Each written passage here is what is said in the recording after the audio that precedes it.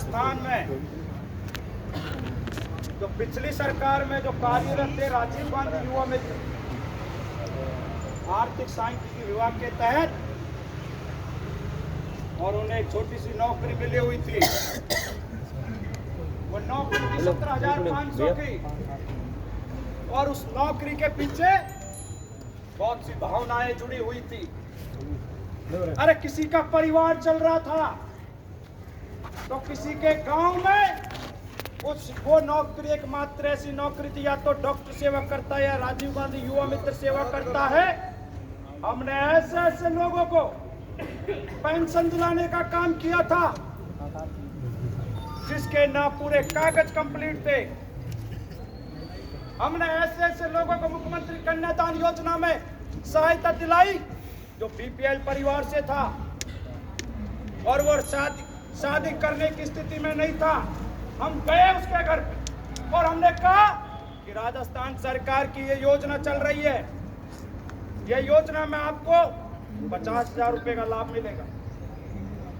हमने काम जनहित के लिए किया, मानवता के लिए किया, और सरकार ने जो दिशा निर्देश दिए कि घर घर जाकर योजनाओं की जानकारी बताना और योजनाओं की जानकारी बता के उसे लाभ दिलाना, भली भांति हमने वो काम ईमानदारी से किया।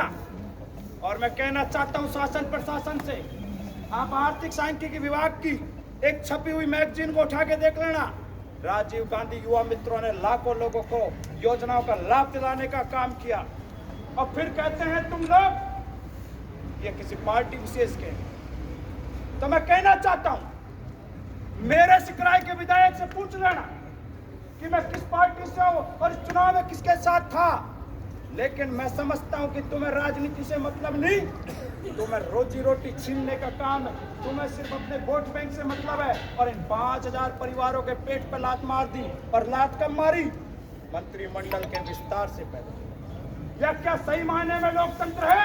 ये लोकतंत्र की हत्या की है, और ऐसे 5,000 परिवारों को आपने घर बैठाने का काम किया है जिनका 17,500 में रोजगार चल रहा था। अरे इनसे सीख लो।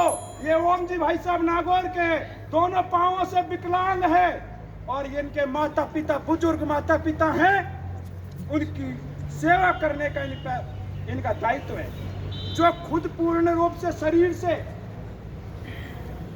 पूर्ण नहीं है, सक्षम नहीं है, उसके बावजूद भी इस मात्र 17,500 की नौकरी के सहारे अपने माँ बाप की सेवा कर रहे थे।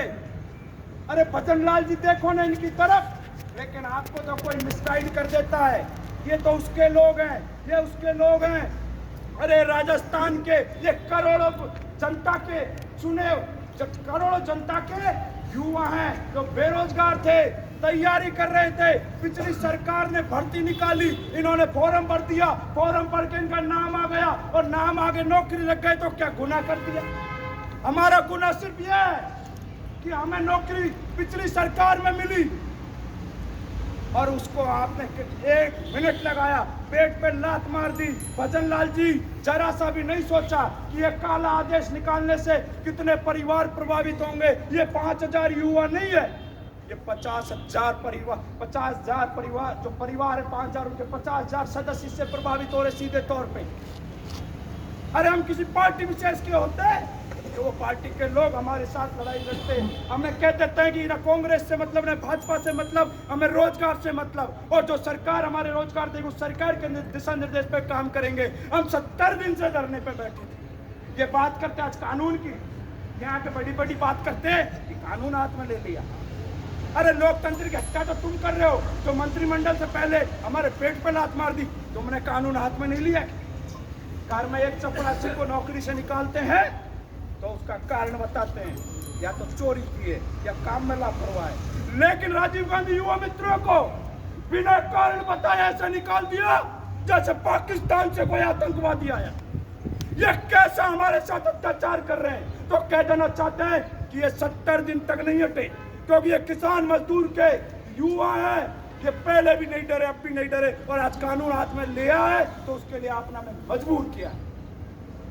और सुन लो, लोकसभा चुनाव सिर पे है, ये 5,000 परिवारों को कम मत आंकना। हम शपथ ले चुके थे कि हम सरकार के साथ, सरकार के अधिकारी, शासन का नुमाइंदा हमें जैसा निर्देशित करेगा हम काम करेंगे। हम सिर्फ हमारा छीना हुआ रोजगार मांग रहे हैं।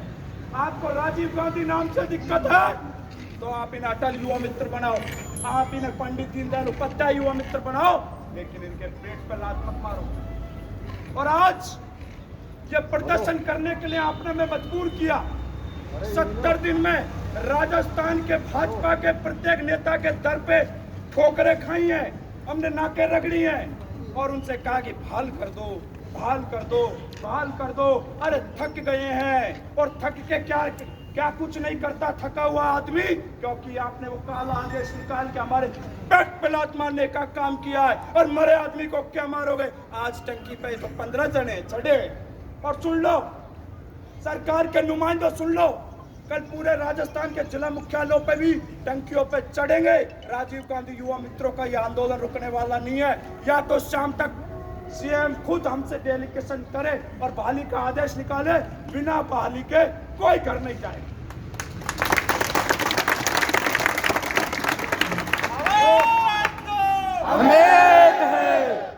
और सुन लो, ये युवा मित्र 70 दिन तक डटे हैं, एक दूसरे की भावनाएं जुड़ी हैं।